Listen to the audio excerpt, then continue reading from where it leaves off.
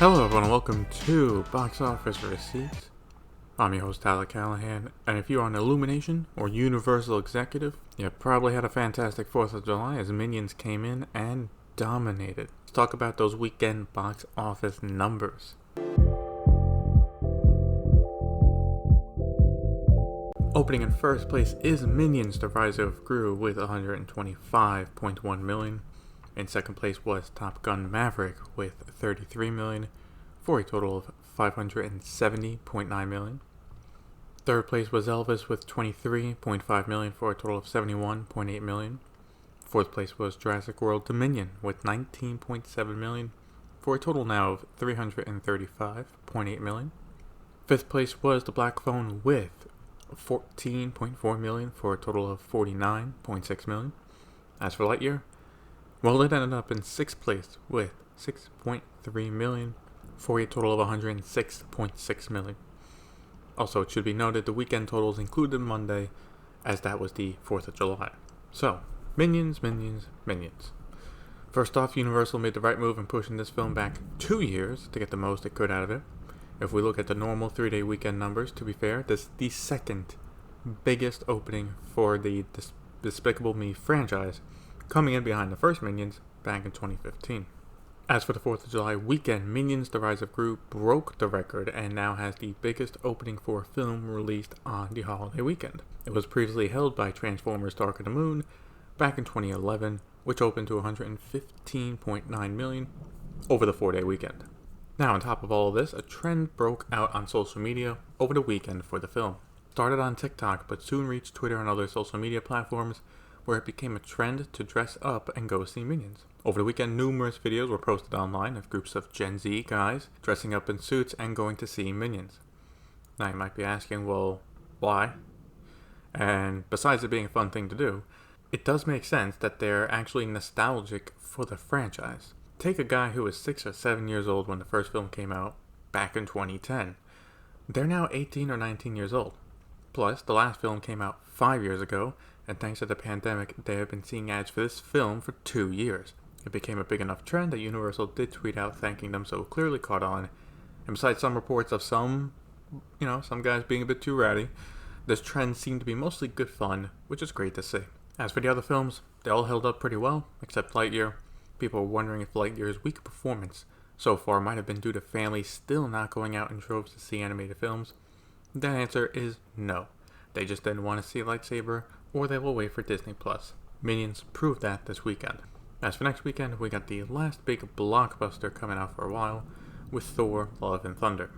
For China, not much has changed. Staying in first place is Lighting Up the Stars with $44 million, with a total now of $119 million. Staying in second place was Jurassic World Dominion with $9.7 million, for a total of $132 million. Opening in third place was Ode to the Spring, a drama film about citizens stuck in Wuhan at the start of the pandemic. It made $2.7 million. Fourth place was One Week of Friends with $1.2 million, for a total of $16 million. And lastly, in fifth place was Doraemon with $800,000, for a total of $13.4 million. So not only is Lighting Up the Stars helping Jurassic World keep up the Chinese box office, it made more in its second weekend compared to its first, which is rare.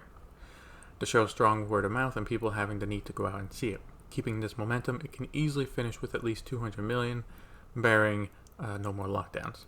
Looking at worldwide numbers, Minions made an additional $87.2 million, for a worldwide total of $212.3 million. Jurassic World Dominion made $26.8 million, for a worldwide total of $828.5 million. Elvis made $15.7 million, for a total of $118 million. Lightyear made $11.3 million, for a total now of $188.8 million. The Black Phone made $8.3 million, for a worldwide total of $76.6 million. And finally, Top Gun: Maverick made $37 million, for a total of $1.115 billion. At this rate, it does have a solid shot of hitting $1.2 billion. Moving over to news in Hollywood, James Cameron mentioned it in an interview with Empire that he might not direct Avatar 4 and 5. Quote, "I've got some other things I'm developing as well as that are exciting. I think eventually over time, I don't know if that's after 3 or after 4, I'll want to pass the baton to a director that I trust to take over, so I can go do other stuff that I'm also interested in.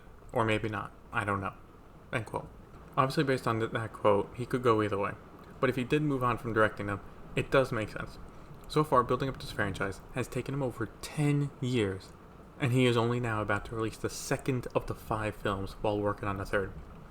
If he was to stay on completely for the rest, he would not be done for another 6-7 years. Personally, I wouldn't mind him moving on to do other films. I thought the first Avatar film was okay, and I'll watch the second one, don't get me wrong, but I don't like seeing an amazing director stuck with one franchise for this long. Deadline has the exclusive on this, and that is Michael Shannon is getting ready to direct his first film. The film is called Eric Loud and focuses on the mother of a son who committed a school shooting, who now has to meet the parents of the ones who were murdered. The cast and crew were getting ready to shoot the film in Arkansas, but switched to North Carolina after the Roe v. Wade overturn, which allowed the state to ban most abortions. It's definitely an interesting premise for a film, but it might turn into one of those hard-to-watch ones, especially with dealing with the fallout of a school shooting.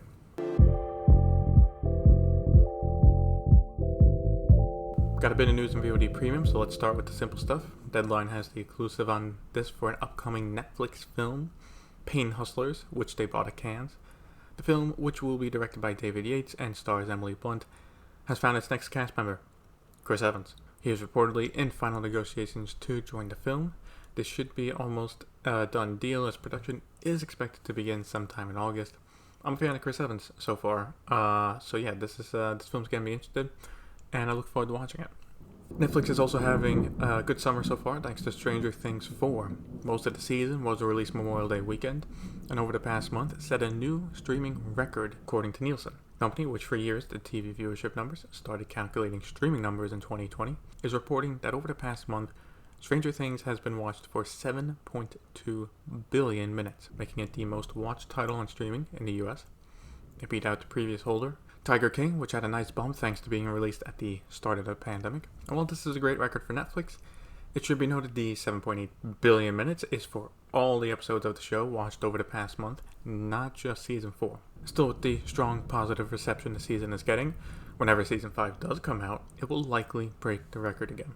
And if you remember a few weeks ago, Lionsgate has been working on a plan to spin off Starz as its own company, to possibly be acquired by someone else down the road. Well, there might already be a potential buyer. Canal Plus. Canal Plus is a big French company with premium TV channels and a streaming service.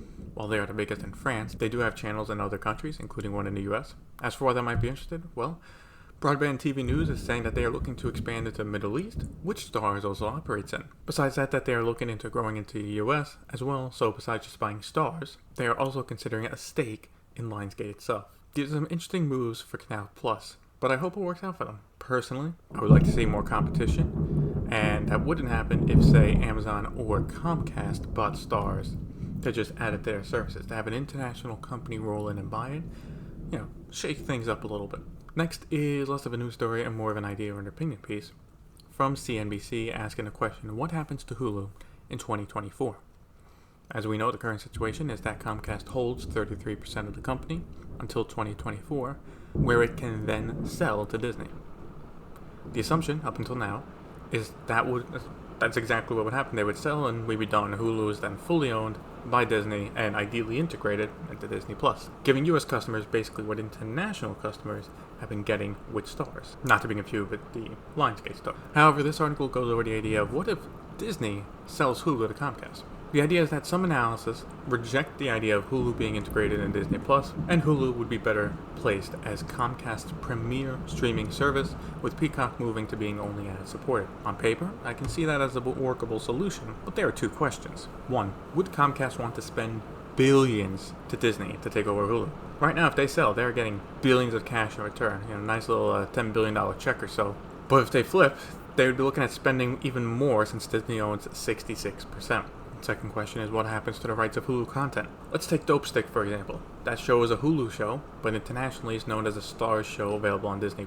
If Hulu gets bought by Comcast, does Disney lose the rights to the show and others completely? If so, new content license deals would need to be made.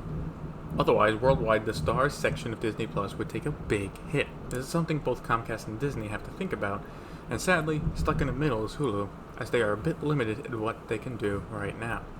Finally, we go to Warner Brothers Discovery, where they are changing up HBO Max. First Television Business International is exclusively reporting that the company has stopped rolling out HBO Max to new countries Instead, for at least France, they will have to wait for a new service that combines both HBO Max and Discovery Plus, with no release date yet announced. Along with this, the company will stop producing new original shows for HBO Max in parts of Europe, including the Nordics, Netherlands, and Central Europe. HBO original shows for France and Spain are currently not affected by these changes. Domestically, it was noticed over the past week by customers that some TNT shows were pulled from the service. What seems like is happening is that as part of reducing the company's debt, which Zalif has mentioned that they aim to cut off $3 billion, at least, they are taking some content from HBO Max and selling it to other services like Netflix. Also, for Europe at least, this confirms that a new service combining both will be coming at some point. It was not clear before if HBO Max would just get a new section for Discovery Plus or not. I do hope, though, if they're smart about this, if a new service comes out combining both, that they make it easy for customers to switch to it from HBO Max if they want to. Maybe what they are planning is if you have HBO Max or Discovery Plus, you can update to the new service that combines both, or keep the current plan.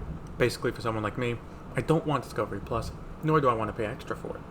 So, if I have the option to keep my current HBO Max plan, that'd be great. But these are questions that need to be answered, as right now, there's a lot of confusion on what's going to happen. And that'll be it for this week's episode of Box Office Receipts. Question for the episode is, what do you think will happen with Hulu over the next few years? Let me know on Facebook. Link to the pages in the show notes. Thank you for listening, and see you next time.